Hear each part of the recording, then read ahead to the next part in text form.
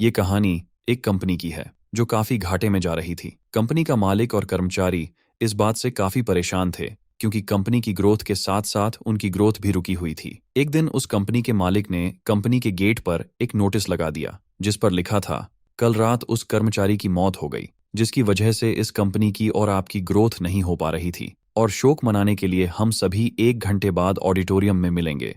बात सुनकर सभी कर्मचारी थोड़ा दुखी भी थे और खुश भी थे। दुखी इसलिए थे क्योंकि उनके साथ का ही कोई अब इस दुनिया में नहीं रहा, लेकिन वो इस बात से खुश भी थे कि अब वो व्यक्ति नहीं रहा जिसकी वजह से उनकी और उनकी कंपनी दोनों की ग्रोथ नहीं हो पा रही थी। और हर कर्मचारी यह भी देखना चाहता था कि आखिर वह व्यक्ति था कौन।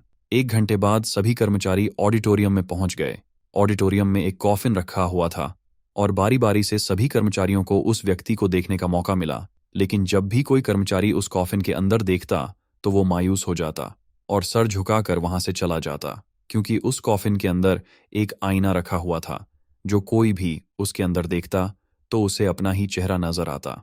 उस कॉफिन में खुद को देखकर कर्मचारी ये बात समझ गए कि कंपनी की ग्रोथ किसी और की नहीं बल्कि उन्हीं लोगों की वजह से कम हो रही है जो उस कंपनी में काम करते हैं। सीख, हमारी असफलता और हमारे फेलियर का कारण कोई और नहीं बल्कि हम खुद हैं। अगर हम अपने काम में अपना 100% एफर्ट नहीं देंगे तो हमारी ग्रोथ कभी हो ही नहीं सकती। कामचोरी किसी भी इंसान को लाइफ में कभी भी आगे नहीं बढ़ा सकती।